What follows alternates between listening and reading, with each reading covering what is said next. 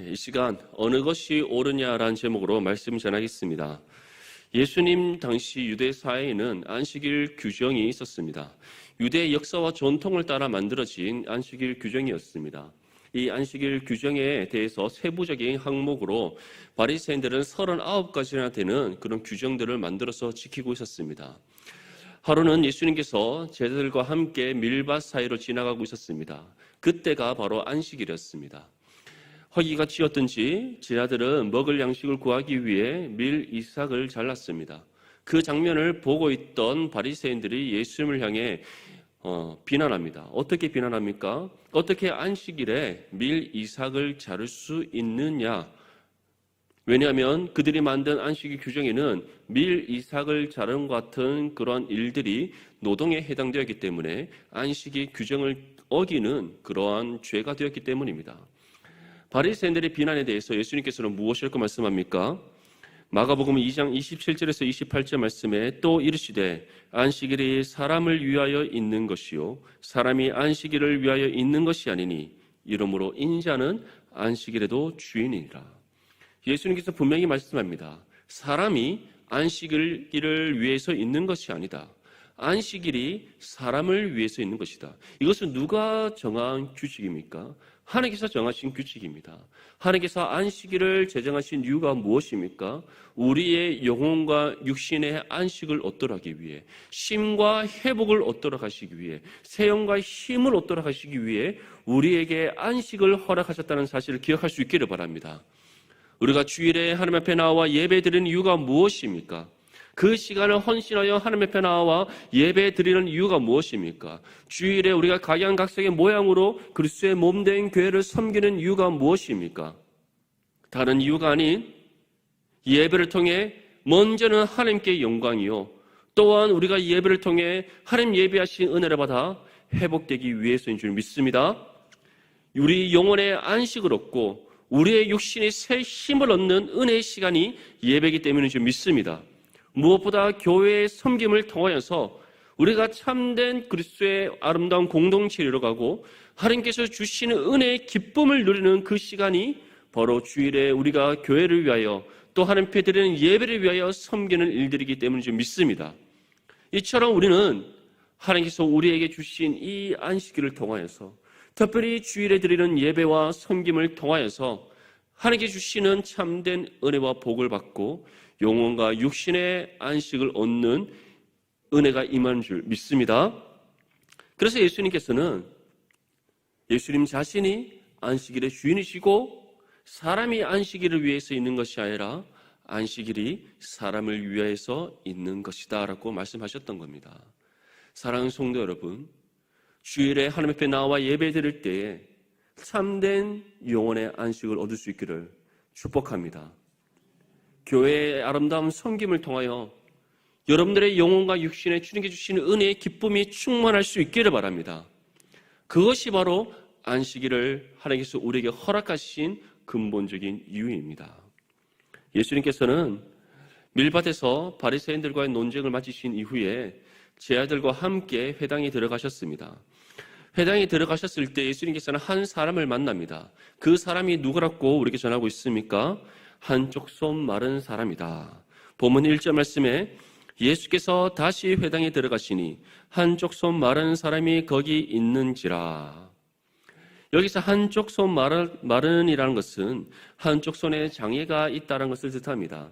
다시 말해 한쪽 손을 사용하지 못하는 상태에 있다는 겁니다. 그런데 마가복음에서는 이 사람의 장애가 있는 손이 어느 쪽인지 전하지 않습니다. 하지만 반면 누가복음에서는 이 사람이 어느 쪽 손에 장애가 있는지 구체적으로 우리에게 전합니다. 마가복음 6장 6절 말씀에 또 다른 안식일에 예수께서 회당에 들어가서 가르치실세 거기 오른손 마른 사람이 있는지라. 어떤 손이 지금 말랐다고 전하고 있습니까? 오른손이 말랐다. 예수님 당시에 오른손이 말랐다는 것은 그 사람이 정상적인 사회적 활동을 할 수 없다는 것을 뜻합니다. 왜냐하면 예수님 당시에 남자들이 갖는 대체적으로 직장이 또는 직업이 목축, 농사, 어업 등과 같이 힘을 쓰는 일들이었기 때문입니다. 유대인들이 사는 그 팔레스타인 지역이 어떤 지역입니까? 목축이 성행하는 지역. 밀을 비롯하여서 올리브와 같은 농사를 많이 짓는 지역, 그리고 갈릴리 호수에서는 어업을 통해서 생계를 이끌어가는 어부가 많은 지역, 그것이 바로 팔레스타인 지역입니다. 남자들이 하는 일의 대부분이 목축과 농사와 어업이었다는 것. 그래서 오른손이 말라서 오른손에 장애가 있어서 힘을 쓰지 못하고 사용하지 못한다는 것은 그 사람이 정상적으로 사회에서 한 노동의 일원으로서 살아갈 수 없는 상태에 있다는 것을 뜻하는 겁니다. 이 사람이 어떠한 이유로 인하여서 오른손을 쓸 수 없게 되는지 성경은 우리에게 전하지 않습니다. 하지만 분명한 것은 이 사람이 사회적으로 고립되어져 있고 사회적으로 소외되어져 있는 사람이라는 것. 그래서 한 사회의 일원으로서 생계를 이끌어갈 수 없는 그런 사람이었다는 것을 우리는 알 수 있습니다. 예수님께서는 회당에 가셨을 때 바로 이 사람을 만났던 겁니다. 예수님께서 이 사람과의 만나는 그 장면 속에서 예수님 주변에 있던 사람들이 예수님을 주목하기 시작합니다. 예수님을 주목하는 이유는 예수님께서 이 사람을 어떻게 치료하실까라는 것을 보기 위해서가 아닙니다. 예수님으로부터 어떠한 트집을 잡을까? 그 목적으로 인해 예수님께 주목하고 있는 겁니다. 우리 본문 2절 말씀 함께 읽겠습니다. 시작. 사람들이 예수를 고발하려 하여 안식일에 그 사람을 고치시는가 주시하고 있거늘. 아멘. 사람들이 예수님을 주목한 이유가 무엇이라고 전하고 있습니까? 예수님을 고발하기 위해서다. 그렇다면 예수님을 고발하기 위하여 주목하고 온 이 사람들이 누굽니까? 바로 바리새인들이었습니다. 바리새인들은 예수님께서 등장하시기 전까지만 해도 유대사회에서 참 존경받는 사람이었습니다. 율법의 준수에 있어서는 둘째가라면 서로 할 정도로 철두철미하게 지키는 사람. 다시 말해 유대교에 속한 유대인들의 입장에서는 종교적인 열심 또는 종교적 신앙의 모범에 있어서는 가장 으뜸되는 사람, 그 사람이 바로 바리새인들입니다. 그리고 바리새인들은 또 어떠한 일을 감당합니까? 율법을 가르치는 일을 감당합니다. 율법 선생의 역할을 감당하는 것이죠. 그렇기 때문에 유대인들의 입장에서 바리새인들은 자신들의 선생이요 또 유대교의 종교 지도자로서 자신들의 신앙의 삶의 모범이 되는 사람이었습니다. 그렇기 때문에 바리새인들은 어느 곳에 가든지 사람들로부터 존경받고 칭찬받으며 명성을 얻는 삶을 살았던 사람이었습니다. 근데 이제 예수님께서 공생의 사역을 시작함과 동시에 어떤 일이 일어납니까? 사람들이 바리새인들을 주목하지 않습니다. 계속해서 마가복음에서 전하고 있는 하나의 평가가 있습니다. 예수님께서 가르치는 그 말씀이 누구와 같지 않았다? 서기관들과 같지 않았다. 다시 말해 바리새인, 서기관, 사두개인들과 같은 당시 종교 지도자들과 다른 탁월한 하나님의 말씀의 선포가 예수님을 통해서 이루어지는 겁니다. 그렇기 때문에 수많은 사람들이 예수님부터 말씀의 가르침을 받기 위해 쫓아다니기 시작했습니다. 또 예수님께서는 어떠한 능력을 행하셨습니까? 병든 자, 그 병을 고치셨습니다. 귀신 들린 자, 그 귀신을 내쫓으셨습니다. 사람이 도저히 행할 수 없는 하나님의 권능이 예수님을 통해서 일어났습니다. 실로 하나님의 독생자이시며 말씀이 육신되어 이 땅에 오신 하나님이심을 증거하는 놀라운 사역이었습니다. 그 사역을 직접 보고 경험한 수많은 사람들이 예수님을 따르기 시작합니다. 예수님의 말씀의 가르침, 예수님의 말씀의 예수님의 능력, 그것을 넘어서서 또 어떠한 모습을 예수님께 나타내 보이셨습니까? 사랑, 하나님의 그 크고 놀라우신 사랑을 행하셨습니다.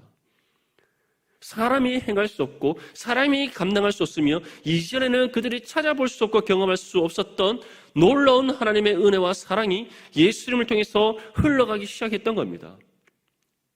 바리새인들도 서기관들도 그 어떤 유대의 종교 지도자들도 나타내 볼 수 없는 하나님의 사랑의 본이 예수님을 통해 나타났던 겁니다. 이러한 예수님의 공생의 사역을 통하여서 수많은 사람들이 예수님을 따르기 시작했습니다. 반면 누가 소외받기 시작합니까? 바리새인들이 소외받기 시작하는 겁니다. 바리새인들이 비교당하기 시작하는 겁니다. 더 나아가서는 그들의 외식과 거짓이 드러나기 시작했던 겁니다. 그러자 바리새인들의 눈에 예수님은 가시처럼 여겨졌고 어떻게 해서든 예수님을 비난할 거리를 만들어서 고발하기 위해 예수님을 늘 주목하고 있었던 겁니다. 오늘의 상황에서도 마찬가지입니다. 지금 한쪽 손 마른 사람을 예수님께서 회당에서 만나셨습니다. 그날이 언제입니까? 안식일이었다는 것. 안식일에는 그 어떤 노동을 해서는 안 됩니다. 특별히 바리새인들이 유대교의 정통과 역사와 전통을 따라 만든 39가지나 되는 세부 조항에 의해서 사실 사람들이 지극히 작은 것 하나라도 이 규정을 어길 수밖에 없는 그런 상황입니다. 예수님께서는 이미 밀밭 사이로 지나가실 때 제자들과 함께 밀 이삭을 자라는 일을 통하여서 그들이 만든 안식의 규정을 어기셨습니다. 이제 또 다른 하나의 사건이 직면하고 있습니다. 눈앞에 있는 이 한쪽 손 마른 사람을 어떻게 하는가? 예수님께서는 지금 자신을 주목하고 있는 이 바리새인들이 예수님을 고발하기 위해 주목하고 있다는 사실을 아셨습니다. 이들의 마음의 완악함을 알고 계셨습니다. 그러한 바리새인들을 향하여서 예수님께서는 다음과 같이 전합니다. 우리 3절에서 5절까지 말씀 함께 읽겠습니다. 시작. 예수께서 손 마른 사람에게 이르시되 한가운데에 일어서라 하시고 그들에게 이르시되 안식일에 선을 행하는 것과 악을 행하는 것, 생명을 구하는 것과 죽이는 것 어느 것이 옳으냐 하시니 그들이 잠잠하거늘 그들의 마음이 완악함을 탄식하사 노하심으로 그들을 둘러보시고 그 사람에게 이르시되 내 손을 내밀라 하시니 내밀매 그 손이 회복되었더라. 아멘. 사랑하는 성도 여러분, 지금 바리새인들은 예수님을 고발하기 위해 주목하고 있습니다. 이 안식일에 한쪽 손 마른 사람에게 예수님께서 어떻게 행하시는가를 보고 예수님의 트집을 잡아서 고발하기 위해 주목하고 있습니다.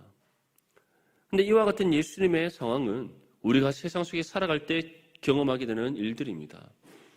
세상 사람들은 결코 우리 편이 아님을 기억할 수 있기를 바랍니다. 예수님께서 무엇이라고 말씀하셨습니까? 세상이 너희를 미워함은 누구를 먼저 미워했기 때문이다? 예수님을 먼저 미워했기 때문이다. 세상이 우리를 미워하는 이유는 우리가 바로 예수 그리스도께 속한 하나님의 자녀가 되었기 때문임을 믿을 수 있기를 바랍니다. 세상은 결코 우리 편이 아닙니다. 언제나 우리를 주목하고 있고 우리를 주목하는 이유는 우리에게 작은 틈이라도 보인다면 그 틈을 비집고 들어와서 우리를 공격하여 무너뜨리기 위해서입니다. 그 이유가 무엇입니까? 우리가 무너져야만, 우리가 그들의 죄악된 공격에 의하여 무릎을 꿇고 무너져야만, 낙심하고 낭망하여 쓰러져야만 하나님의 뜻이 이 땅 가운데 이루어지지 않도록 할 수 있기 때문입니다. 그렇게 그들은 우리의 틈을 발견하기 위해, 우리의 연약함을 발견하여 공격하기 위해, 우리를 무너뜨리기 위해 그 틈을 보고 있는 겁니다.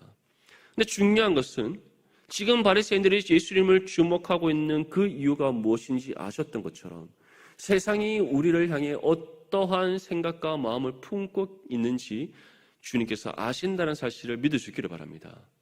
그렇게 우리는 우리의 힘으로 세상을 향해 맞서 싸워서는 안 됩니다. 우리에게는 세상과 맞서 싸워 이길 만한 능력이 없기 때문입니다. 우리는 누구를 의지해야 됩니까? 오직 우리 주 예수 그리스도를 의지해야 될 줄 믿습니다. 예수 그리스도의 능력을 의지하여 성령의 인도하심을 따라 나아가야 될 줄 믿습니다. 그럴 때 우리를 자신의 눈동자와 같이 지켜보시는 하나님의 은혜 가운데 믿음으로 승리할 수 있는 겁니다. 예수님께서는 자신을 주목하고 있는 이 바리새인들의 완악함을 알고 계셨습니다. 그 가운데 예수님께서는 먼저 한쪽 손 마른 사람에게 다음과 같이 명령하십니다. 한가운데 일어서라. 예수님께서 이 사람에게 한가운데 일어서라고 명하신 이유는 모든 사람, 회당에 모여있는 모든 사람이 이 한쪽 손 마른 사람을 주목하도록 하기 위해서입니다. 그러고 난 이후에 예수님께서는 이 사람, 한쪽 손 마른 사람을 주목하고 있는 모든 사람들에게, 바리새인을 비롯한 회당에 있는 모든 사람을 향하여서 다음과 같이 질문하십니다. 안식일에 선을 행하는 것과 악을 행하는 것, 생명을 구하는 것과 죽이는 것, 어느 것이 옳으냐? 예수님께서 이 질문을 하신 이유가 있습니다. 왜냐하면 이 질문은 바리새인들의 허를 찌르는 질문이었기 때문입니다.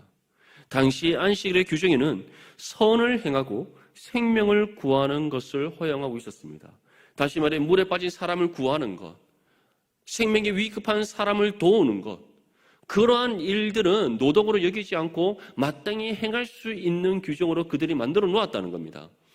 그런데 지금 이 사람들이, 특별히 바리새인들은 지금 예수님을 어떻게 주목하고 있습니까?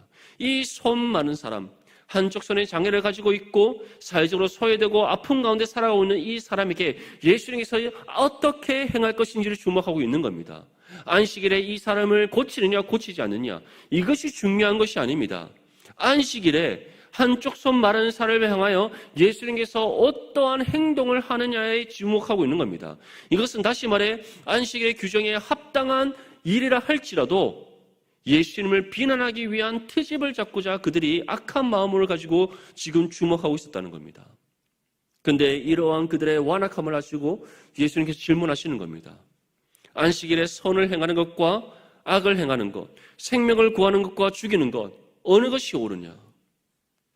이것은 앞서 주님께서 말씀하셨던 말씀과 연결되어지는 말씀입니다. 안식일이 누구를 위하여 있는 것인가? 사람이 안식일을 위해서 있는 것인가? 아니면 안식일이 사람을 위해 있는 것인가? 똑같이 연결되어지는 질문인 겁니다. 바리새인들은 선한 양심을 가지고 있었다면 다음같이 대답해야 됩니다. 안식일에 선을 행하는 것과 생명을 구하는 것이 옳습니다. 왜냐? 이들이 만든 안식일 규정에도 나와 있는 규정이기 때문입니다. 그런데 바리새인들은 어떻게 합니까? 예수님의 질문에 대답하지 않습니다. 침묵으로 거짓을 말하는 겁니다. 다시 말해 우리가 당신을 주목하고 있는 이유는 예수라는 그 한 사람을 향해 내가 주목하고 있는 이유는 당신의 안식일에 선을 행하고 생명을 구하는 것을 보기 위함이 아니다. 지극히 작은 것이라도 당신을 고발할 거리를 발견하기 위해 주목하고 있는 것이다. 이들이 이와 같은 완악함의 생각과 마음이 빼앗겨 있기 때문에 예수님의 질문에 옳은 대답을 하지 않는 겁니다. 침묵으로 거짓을 말하고 있는 겁니다. 왜 그렇습니까? 이들의 마음이 완악하다는 것은 이들의 양심이 화이 맞았기 때문입니다. 사도 바울은 양심이 화이 맞은 것에 대해서 다음같이 전합니다. 디모데전서 4장 2절 말씀에 자기 양심이 화인을 맞아서 외식함으로 거짓말하는 자들이라. 여기서 양심이란 것은 우리 육신의 양심뿐만 아니라 우리 영혼의 양심까지도 죽어 있는 상태를 가리키는 겁니다. 양심이 화이 맞았다는 것은 하나님께서 우리에게 회복시켜 주시는 선한 믿음의 양심뿐만 아니라 우리의 육신의 양심까지도 죄로 인해 죽어 있는 상태를 의미하는 겁니다. 다시 말해 그 어떠한 양심이 작동하지 않는 상태, 양심이 죄로 인해 지배받아서 그 어떤 양심에 바르게 작동하지 않고 죽어 있는 상태, 그것이 바로 양심이 화이 맞은 상태입니다. 그러한 사람은 어떻다라고 우리에게 전하고 있습니까? 외식함으로 거짓말한다. 옳고 그름을 그들은 아무 중요하게 여기지 않는다는 겁니다. 옳고 그름을 분별하지 않는다는 겁니다. 분별할 능력도 없고 분별하지도 못할 뿐만 아니라 그 옳고 그름을 분별하는 것에 그들은 관심을 두지 않는 겁니다. 오직 자신의 소견에 옳은 대로 생각하고 판단하여서 행동하는 사람이란 겁니다. 그러한 사람들이 어떠한 사람이다? 영혼과 육신의 그 어떠한 양심이 작동하지 않아서 모든 삶이 거짓된 사람이다. 그리고 그러한 사람의 대표적인 인물들이 누구다? 지금 바리새인이라는 사실을 주님께서는 우리에게 보여주고 있는 겁니다. 그래서 주님께서는 제자들에게 무엇을 경고하셨습니까? 누구의 누룩을 담지 말라? 바리새인의 누룩을 담지 말라. 사랑하는 성도 여러분, 우리의 양심은 어떻습니까?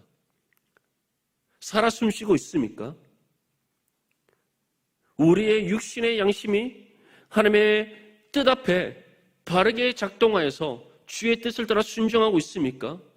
우리의 영혼에 하나님께서 회복시켜 주신 그 선한 믿음의 양심이 바르게 말씀의 은혜 가운데 작동하여서 하나님의 뜻을 바르게 분별해 깨달아 그 뜻에 합당한 믿음의 삶으로 나아가고 있습니까?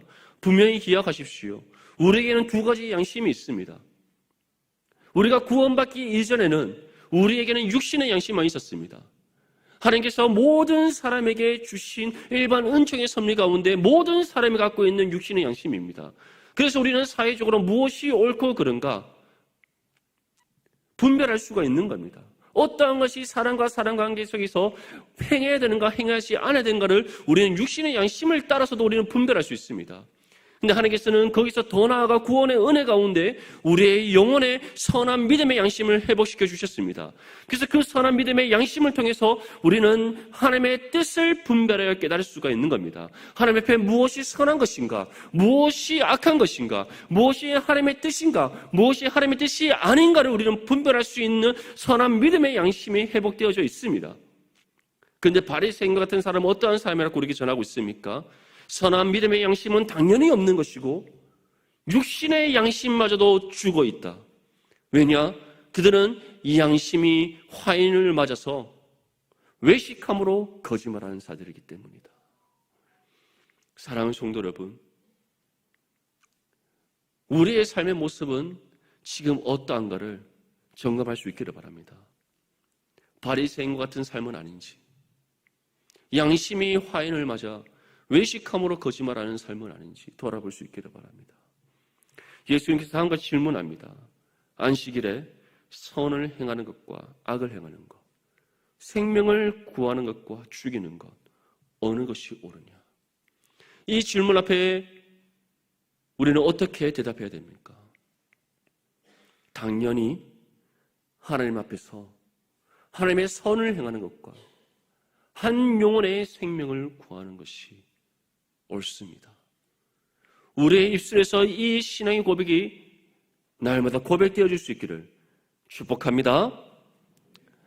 예수님께서는 양심이 화인맞아 외식함으로 거짓말하는 이 바리새인들을 두고서 이시에 회당 중앙에 서 있는 한쪽 손 마른 사람에게 다음과 같이 명령하십니다. 내 손을 내밀라. 예수님의 질문에 아무런 대답하지 않고 침묵함으로 거짓말하고 있는 그 바리새인들을 앞에 두고 회당 중앙에 서 있는 한쪽 손 마른 사람에게 너의 손을 내밀어라 라고 명령하셨습니다. 이 명령에 한쪽 손 마른 사람은 묵묵히 자신의 손을 내밉니다. 그 순간 어떠한 은혜가 임했다라고 우리에게 전하고 있습니까? 그가 손을 내미는 그 순간 그 손이 회복되었더라. 예수님께서는 다른 어떠한 행동을 하지 않으셨습니다. 한 가지 명령만 하셨을 뿐입니다. 너희 손을 내밀어라. 만약에 예수님께서 그의 손을 붙잡았다면, 어떠한 행동을 취하셨다면 바리새인들은 그것을 가지고 안식일 규정을 어긴 것으로 트집을 잡으려 했을 것입니다. 예수님께서는 그들의 마음의 완악함을 아셨기 때문에 그 완악함을 탄식하사 노하심으로 그들을 둘러보신 후에 회당 중앙에 서 있는 한쪽 손 마른 사람을 향하여 말씀으로 한 가지 명령을 주셨을 뿐입니다. 너의 손을 내밀어라. 주님의 명령이 믿음으로 순종한 그 사람은 손을 내민과 동시에 어떻게 되었습니까? 즉시 그 손이 회복되었더라.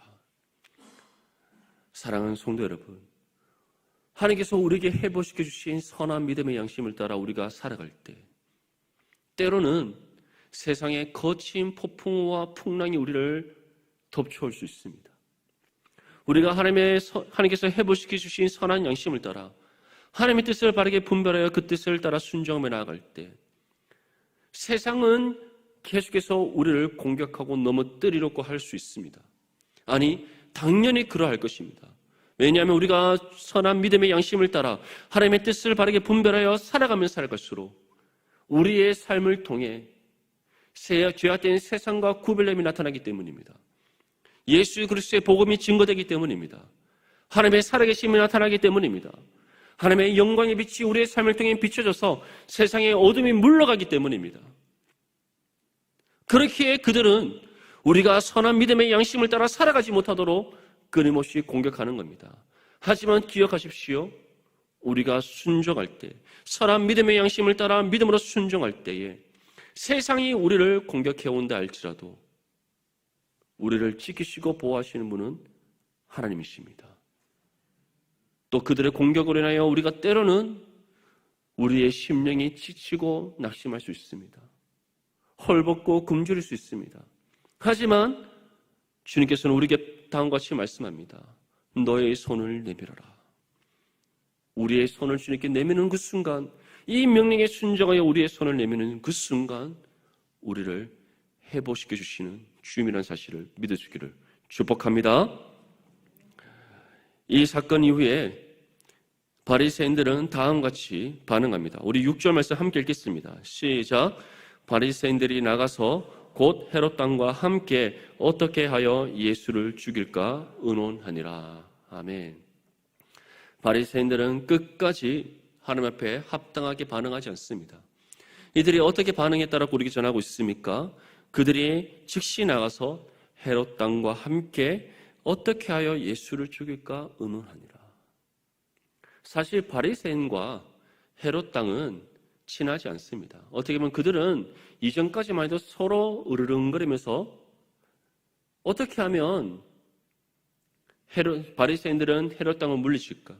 헤롯 왕은 어떻게 하면 바리새인들을 물리칠까? 서로 궁리하며 살아왔던 사람들입니다. 왜 그렇습니까? 바리새인들은 당시 종교 지도자들입니다. 유대교의 종교 지도자들이 바리새인입니다. 헤롯 당원들이라는 것은 바로 헤롯 왕가가 다시 이스라엘의 왕좌를 차지하기를 고대하는 사람들입니다. 다시 말해 이들은 정치적인 인물들이라는 것이죠. 고대로부터 종교 지도자들과 정치인들은 친하지 않습니다. 고대 로마 시대 때도 마찬가지고 그 이전에 바벨론을 비롯한 수많은 그 중동 지역과 또 그 지역을 장악했던 그 패권국들이 보여주었던 모든 모습 속에서 종교 지도자들과 정치인들은 친하지 않습니다. 왜냐하면 누가 왕의 마음을 얻느냐에 따라서 누가 권력을 쥐느냐가 결정되기 때문입니다. 그런데 이전까지만 해도 그렇게 서로를 못 잡아먹어서 으르렁거리고 있던 바리새인과 헤롯 왕이 마음을 합하게 된 겁니다. 누구로 인해서? 예수님으로 인하여서. 그 이유가 무엇입니까? 예수님을 잡아 죽이기 위하여서 그들이 함께 힘을 합쳤다. 왜냐? 바리새인들은 예수님을 인하여서 유대 사회에서 종교 지도자로서의 위치와 입지가 불안해지기 시작했기 때문입니다. 또 헤롯 왕의 입장에서는 어떻습니까? 예수님으로 인하여서 수많은 민중들이 예수님을 따르고 있습니다. 그렇기에 이제 더 이상 그들의 보기에는 이대로 가다간 헤롯 왕가가 다시 이 유대 사회의 왕의 자리에 오를 수가 없다라고 생각했던 겁니다. 그들의 정치적인 입장에서의 위치와 입지가 불안해지기 시작했던 겁니다. 왜냐하면 정치는 더욱더 민심이 따라야 되기 때문입니다. 그래서 이 두 사람이 예수님으로 인하여서 힘을 합한 겁니다. 어떻게 하기 위해서? 예수님을 고발하여 죽이기 위해서. 그런데 이러한 것은 당시 예수님에게만 해당되는 것이 아니라 이 시대를 살아가는 모든 하나님의 자녀들에게도 해당되는 사항임을 기억할 수 있기를 바랍니다. 세상은 우리와 원수된 존재입니다. 왜냐하면 하나님께 속하지 않은 모든 사람이 또는 이 세상이 사단의 권세 아래에 놓여 있기 때문입니다. 사단의 권세 아래에 놓여 있다는 것은 하나님께서 이 세상과 동떨어져 있다는 것을 뜻하지 않습니다. 이 세상이 죄악된 세상이고 그 죄 아래 갇혀있는 이 세상이 사단의 유혹에 이끌려 나아가는 세상이라는 것을 뜻하는 겁니다. 한번 생각해 보십시오. 이 세상에 선한 것이 있습니까? 세상 사람들의 모습 속에서 선한 것이 있습니까? 하나님의 뜻을 따라 나아가는 세상입니까? 세상에 속한 사람들이 하나님의 뜻을 따라 순종하며 살아갑니까? 그렇지 않습니다. 그들이 가지고 있는 가치관, 그들이 살아가는 삶의 모습, 이 세상에 속한 모든 것이 하나님의 말씀에 역행합니다. 그렇기 때문에 이 세상은 스스로 증명해 보이는 겁니다. 자신들이 죄악된 존재라는 거. 근데 그러한 세상이 우리와 선한 관계를 이루어갈 수 있겠습니까? 우리와 합력하여 선을 이룰 수 있겠습니까? 결코 그럴 수 없는 겁니다. 우리가 믿음의 선한 양심을 따라 하나님의 뜻을 따라 순종하면 순종할수록 세상은 우리를 향해 더욱더 거세게 공격하게 되어 있습니다. 더욱더 거세게 그들은 반발하게 되어 있습니다. 어떻게 하면 교회와 하나님의 자녀들을 무너뜨릴까 악한 생각을 계속해서 꿰어내게 되어 있습니다. 그것이 바로 이 죄악된 세상입니다. 그러한 세상 속에서 우리는 어떻게 살아가야 합니까? 세상이 순응하며 살아가야 합니까? 세상에 발맞춰 살아가야 됩니까? 세상이 내미는 손길을 붙잡아야 됩니까? 세상의 가치를 붙잡아야 됩니까? 세상으로부터 학습되어지고 세상의 여러 가지 삶의 경험으로 인하여서 우리가 축적되어져 있는 그런 우리의 삶의 경험을 쫓아 살아가야 됩니까? 그 모든 것을 다 벗어 던져버리고 믿음의 선한 양심을 따라 주의 뜻에 순종함으로 나가게 될 줄 믿습니다. 예수님께서는 우리에게 분명히 질문합니다. 안식일에 선을 행하는 것과 악을 행하는 것, 생명을 구하는 것과 죽이는 것, 어느 것이 옳으냐? 다시 말해서 너희는 하나님께서 회복시켜 주신 선한 믿음의 양심을 따라 살아가느냐? 아니면 바리새인과 헤롯 당과 같이 세상에 순응하여 세상이 우리에게 내미는 죄의 손길을 붙잡고 살아가느냐? 이 질문 앞에 다음과 같이 고백할 수 있기를 바랍니다. 하나님 앞에 선을 행하는 것, 한 영혼의 생명을 구하는 것, 그것이 옳습니다. 이러한 선한 믿음의 양심을 따라 주의 뜻을 따라 순종하는 저와 여러분들의 삶이 될 수 있기를 바랍니다. 오늘 우리는 이 말씀을 통해 분명히 한 가지를 기억할 수 있기를 바랍니다. 세상은 끊임없이 우리를 공격합니다. 어떻게 하면 우리를 무너뜨릴까? 호시탐탐 기회를 엿보고 있습니다. 그러한 세상 속에서 우리가 믿음으로 승리할 수 있는 방법은 우리와 함께 하시는 주님을 바라보고 의지하는 겁니다. 주님의 함께 하심의 은혜 가운데 선한 믿음의 양심을 따라 주의 뜻을 분별하여 순종하는 삶을 살아가는 겁니다. 주님께서 우리에게 제시하는 이 질문, 안식일에 선을 행하는 것과 악을 행하는 것, 생명을 구하는 것과 죽이는 것, 어느 것이 옳으냐라는 이 질문 앞에 하나님 앞에 선을 행하고 한 영혼의 생명을 구하는 것이 옳다라는 신앙의 고백으로 살아가야 합니다. 그러할 때 주님께서는 반드시 우리에게 믿음으로 승리케 하십니다. 선한 믿음의 양심을 따라 주의 뜻을 이루는 삶이 되게 하십니다. 세상의 거센 풍랑과 폭풍과 같은 공격 앞에 믿음으로 담대히 맞서 싸워 승리케 하시는 은혜를 주십니다. 때로는 우리가 낙심하고 때로는 우리의 영혼이 헐벗고 굶주릴 수 있지만 주님께서는 그때마다 우리에게 손을 내밀라 명령하시고 우리의 손을 주님께 내밀 때 회복시키시고 다시 일으켜 세우시는 은혜를 베풀어 주십니다. 이 사실을 기억하여 언제나 하나님 앞에 선한 믿음의 양심을 따라 살아감으로써 먼저는 주의 뜻을 이 땅 가운데 이루는 거룩한 믿음의 삶, 또 믿음으로 승리하여 하나님께 영광 올려드리는 저와 여러분들의 삶이 될 수 있기를 주님의 이름으로 축복합니다.